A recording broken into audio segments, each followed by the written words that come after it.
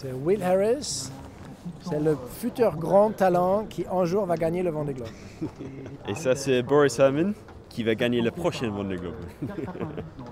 Il ne faut pas oublier que partir au large, c'est chaque fois partir dans l'inconnu. Donc on ne va pas voir une transat comme ça, comme une routine, jamais. Même si on a fait déjà beaucoup de milles. Will m'a compté, on avait fait 7 fois la distance de la Jacques Vabre cette année déjà. Ou en temps, je pense. En temps, on a fait 7 fois. En 1000, encore plus. Oui, comme Boris l'a expliqué, on a déjà connu le bateau très bien depuis la mise au lot l'année dernière. Je pense le mieux dans la flotte des Moka. Mais on a déjà fait le Transat Jacques Vabre ensemble en 2019. Donc avec l'expérience là, c'est bien. Et je pense qu'on a un bateau fort pour les conditions dans les premiers jours. Et je pense avec tout ce qu'on a à apprendre pendant le Ocean Race, c'est bien pour notre expérience dans le Jacques Vabre. Oui, je pense qu'on a un très bon bateau, un très bon outil. L'équipe, tous ensemble, c'est bien préparé, c'est sérieux. C'est une campagne sérieuse avec de l'ambition. Donc on va essayer d'être au niveau de la campagne.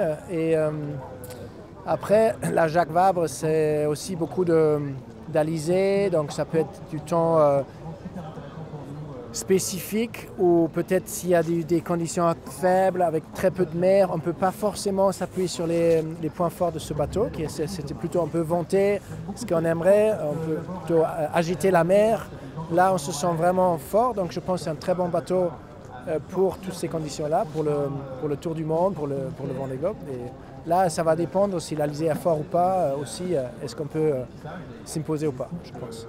Oui, c'est vrai que la flotte des Moka dans ces Jacques Vabre, c'est vraiment à un haut niveau. Il va être vraiment difficile de gagner les courses. Je pense qu'il y a 15 bateaux qui peuvent gagner les courses. Je pense qu'on va juste essayer de faire le meilleur course qu'on peut le faire. Et, je pense qu'en termes de stratégie, c'est très important de prendre les bonnes décisions parce qu'il y a 15 bateaux qui allaient très vite et donc je pense que c'est les décisions stratégiques qui va faire les décisions qui va gagner la course. Bon, les départs de des Jacques Vabre et de toutes ces transats, c'est toujours un peu s'affronter avec les dépressions qui arrivent de l'Atlantique Nord.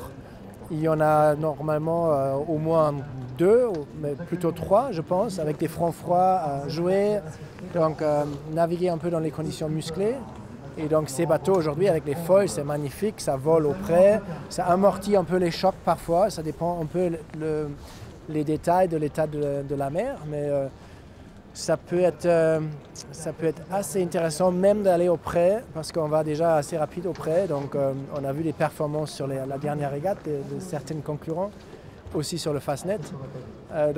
Oui, le début de cette course va être encore sport et fascinant. Je pense les performances de ces bateaux, c'est presque comme des multicoques au près, dans la brise. C'est pas toujours facile parce que notre décision stratégique dans les premiers jours, c'est très important pour plus tard dans les alizés. Donc si on suit les multicoques qui prennent notre course plus tard que nous, c'est pas facile de juste suivre la flotte, mais peut-être on a des infos sur le timing de les fronts et de les dépressions qui va venir sur nous. Mais en fait, c'est juste, c'est jamais facile de sortir la manche en IMOCA. En termes de stratégie, en termes de trouver le bon rythme dans la course, c'est sûr que la première 48 heures, c'est pas assez facile. Donc heureusement, moi, j'ai pas besoin le transat retour à la base pour me qualifier. Moi, je serai qualifié si je prends un départ de transat l'année prochaine. Donc, qualifié et sélectionné. Donc ça, c'est une position confortable pour nous deux. On peut attaquer sans aucune contrainte extérieure. On va naviguer comme toujours, comme s'il n'y avait pas rien autour, derrière ou avant. Donc non, ça c'est un avantage pour nous. Surtout, c'est moins de stress.